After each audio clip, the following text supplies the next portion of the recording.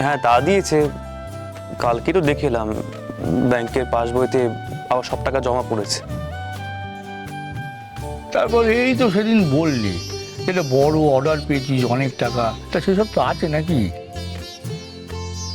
আচ্ছা বড় বৌমার জন্য না কিনি, যে আসছে তার জন্য কিনি রাখ। আমার টাকা থাকলে তো আমি কিনে রাখতো। তোমার টাকা নিতে কি হয়েছে? আমাদের ছেলেদের সম্পত্তি বাড়লেই তো আমাদের স্বাদ আহ্লাদ পূর্ণ হয় না। সেই তো, আরে ওদের কিছু হওয়া মানে তো দাদুভাই দিদিভাইদের হওয়া, সে তো আমাদেরই হলো নাকি? হ্যাঁ চলো চলো চলো, শুভ কাজে না দেরি করতে নেই। হ্যাঁ বদি, তুমিও চলো, বদলা কিনে আর বস্তা ভরে সোনা গয়না কিনে আসবো, হেভি মজা হবে। চলো। তুমিও বলি হারি, হ্যাঁ উঠলো বাড়িতে কটক যাই। আরে দোকানটাকে খুলুক তারপর তো যাবো, না তুমিও সেটা করবে? করতে করবো, চলো। তোর বউ যা সোনা পাগলা না, ওকে আজ নিয়ে যা। হ্যাঁ আর কি করবো বলো, ওর সোনা ভূত চেপেছে মাথায়, নিয়ে তো যেতেই হবে। কি ও শশী, তোমার তো আজ বেলায় অফিস, যাবে নাকি? আরে যাবে না মানে কি? যাবে যাবে, তোর উন্নতি হবে, তোর টাকা হবে, তা তোর বউ যাবে না সেটা হয় নাকি? যাবে। না বাবা, আমি একটা অন্য কথা ভাবছিলাম।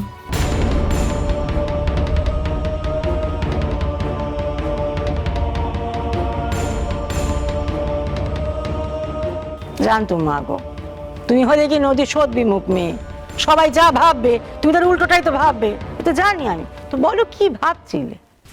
মা, নিশিতের ব্যবসার তো এখন অনেক উন্নতি হয়েছে, কিন্তু ওর মিষ্টি বানানোর পদ্ধতিতে তেমন কোনো উন্নতি হয়নি। তাই আমি ভাবছিলাম, এখন তো অনেক আধুনিক মেশিন বেরিয়েছে যাতে ছানা মাখা পাকানো যায় ভালো করে, আর এগুলো সময়ও বাঁচায়, খাটনিও, আর এই পদ্ধতিগুলো খুব স্বাস্থ্যকর।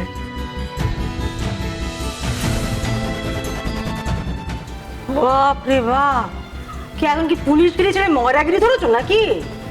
সব ব্যাপারে এত পণ্ডিত তো ভালো না তো আমার। ওভাবে বলছো কেন তুমি বড় বৌমা? ও খোঁজ খবর রাখে, পড়াশুনো করে, হয়তো জেনেছে। আর সব কথা ধর উড়িয়ে দিও না তো, শোনোই না বড় বৌমা কি বলছে, বলো। একটা মেশিন আছে, একটু দামি, বিদেশ থেকে আনাতে হবে। এখন অনেক বড় বড় মিষ্টির দোকান এই মেশিন ব্যবহার করছে। এতে ছানা মাখা ছাকা ভালো করে মেশানোর জন্য ব্যবহার করা হচ্ছে। এই মেশিনটা যদি নিশিতের দোকানে বসানো হয় তাহলে ও একসাথে অনেক মিষ্টি বানাতে পারবে, আর সব দোকানে তাড়াতাড়ি সাপ্লাইও দিতে পারবে। এতে ওর ব্যবসা আরও বাড়বে। হ্যাঁ তো তুমি তো সেদিন বলছিলে তোমার এই ফোনটা দেখতে দেখতে, তাই না? হ্যাঁ, ওটার দাম আমি দেখে নিয়েছি, আর কিভাবে আনতে হয় সব দেখে নিয়েছি। এখন গয়না না কিনে যদি এটা কেনা হয় তাহলে তো তোমারই লাভ, এই পরিবারেরই লাভ। বাহ, খাসা হবে সেটা। তাই করো বড় বৌমা। দেখো গয়না তো পরেই থাকবে, কবে তার দাম বাড়বে তবে ওর মূল্যও বাড়বে। তার থেকে নিশ্চিতের জন্য যেটা প্রয়োজনীয় সেটা কেন। এ কেলো করেছে মা, আপনি তো পুরো ফলস খেয়ে গেলেন। বদ্দি বদ্দার জন্য বেশি ভাবে প্রমাণ হয়ে গেল।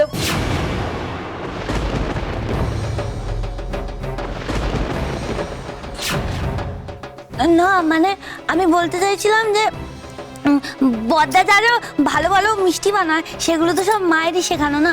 মানে আমাদের রসময়ী মিষ্টান্ন ভাণ্ডার তো এত নাম করেছে মায়ের জন্যই, তাই না? কিন্তু এখন তো বদ্দার ব্যবসা বাড়ানোর জন্য মায়ের থেকে অনেক বেশি ভাবছে, তাই মানে বলছিলাম।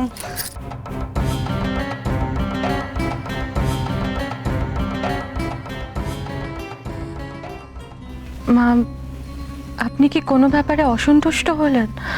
আপনি যদি বারণ করেন। না পারবো, তোমার বরের কিসে ভালো হবে সেটা তুমি ভালো বুঝবে। ছেলের বিয়ে দেওয়া মানে অন্যের হাতে ছেলেকে সঁপে দেওয়া আমি জানি। আমার বড় ছেলেকে আমি তোমার হাতে সঁপে দিয়েছি, তুমি যা ভালো বুঝবে তাই করবে। আমি রাগিনি, রাগবো কেন?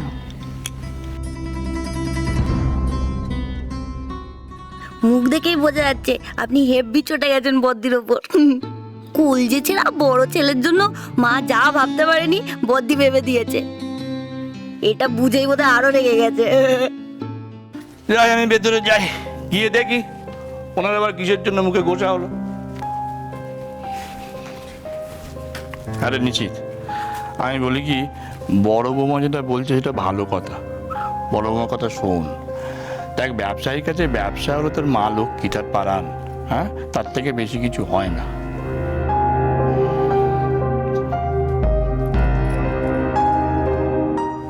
বদ্দি, বাবা যাই বলুক না কেন, মা কিন্তু তোমার উপর হেব্বি খেপে আছে। তুমি প্রচুর ক্যাশ খেয়েছো বলে দিলাম।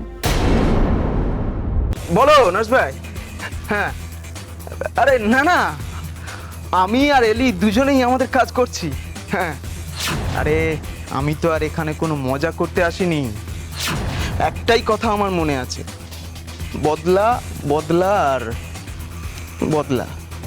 বদলা? ছাই নেবে তুমি। তোমার দ্বারা কিচ্ছু হবে বলে তো আমার মনে হয় না। সারাক্ষণ কবিতাদির পেছনে পড়ে আছো। কবিতাদি যেখানে, কুঞ্জদাও সেখানে। আরে ধুস, নিজের প্রেম সামলাবে না বড় বৌদিকে মাত দেবে, সেটাই তো বুঝতে পারছো না। আরে আমি যতক্ষণ আছি ততক্ষণ তুমি তোমার সমস্ত চিন্তা দূরে সরিয়ে রাখো, বুঝলে? আর নাকে তেল দিয়ে আরামসে ঘুম দাও, ঠিক আছে? ছোটদা, কুঞ্জদা, দারুণ খুশির খবর আছে। আমি বাবা মার ঘরে কান পেতে শুনলাম বড়দা নাকি সব টাকা ফেরত পেয়ে গেছে, নতুন কাজের অর্ডারও পেয়েছে। তাই মা নাকি বড়দাকে গয়না কিনে রাখতে বলেছে। গয়না? কেন? কেন আবার? এখন সোনার দাম কম তাই। কিন্তু বড় বৌদি নাকি বড়দার দোকানের জন্য কিসব মেশিন কিনতে চায়, তাও আবার বিদেশ থেকে। এসব কথা শুনে মায়ের মাথায় একদম আগুন জ্বলে উঠেছে। বাহ, বিদেশ থেকে মাল আসবে,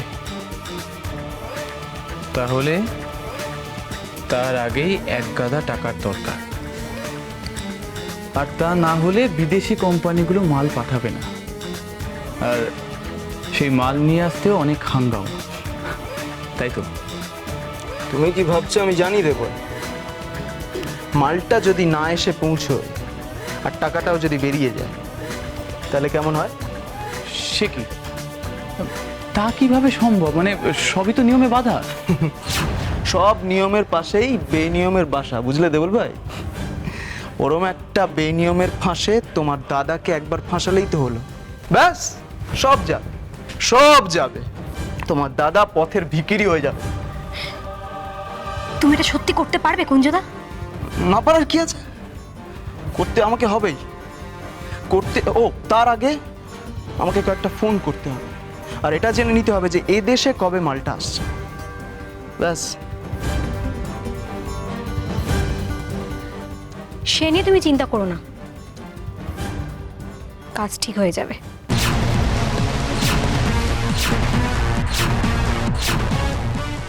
তোর বাপের কথা তো কখনো ফেলিনি। মানুষটা এমনিতে কম কথা বলেন, কিন্তু যখন যা বলেন একবার 16 আনা খাটি। তুই শোন বাপ, বড় বৌমার কথা শোন। ওই যন্ত্রটা কিনে আন, কোথায় কি টাকা পাঠাতে হবে সেখানে পাঠা। ব্যবসায় লোক কি এলে এমনিতে উন্নতি হবে, তখন আর আমার কোনো চিন্তাই থাকবে না। মা, সত্যি তুমি আমার খুব ভালো মা। রাধিককে তা দেখা। আমি জানতাম মা তুমি ঠিক বুঝবে। বড় বৌমা, সব দায়িত্ব কিন্তু তোমার। আমরা এই আজকালকার দিনে জিনিসপত্র বুড়ো বুড়িরা কিছু বুঝিও না। আমার বড় ছেলেও অত শত বোঝে না। তুমি হলে কি বেদধরি পণ্ডিত, ফোনে কি সব দেখে টেকে নাও। অফিস যাওয়ার আগে সব ব্যবস্থা করেছো, শুভ কাজে দেরি করে লাভ নেই। আপনি চিন্তা করবেন না মা, আমি সব সামলে নেব। আজই ওদের অ্যাকাউন্টে, নিশিতের অ্যাকাউন্ট থেকে টাকা চলে যাবে। কদিনের মধ্যেই মেশিনটা চলে আসবে। তাহলেই ভালো। ঠাকুর ঠাকুর করে সমস্ত কিছু ঠিকঠাক হয়ে যাক। এবার উষসী ঘোষ, তুমি বিপদে পড়বে। টাকাটা যাবে, কিন্তু ওই মেশিন আর কোনোদিনই নিশীথ ঘোষের হাতে আসবে না।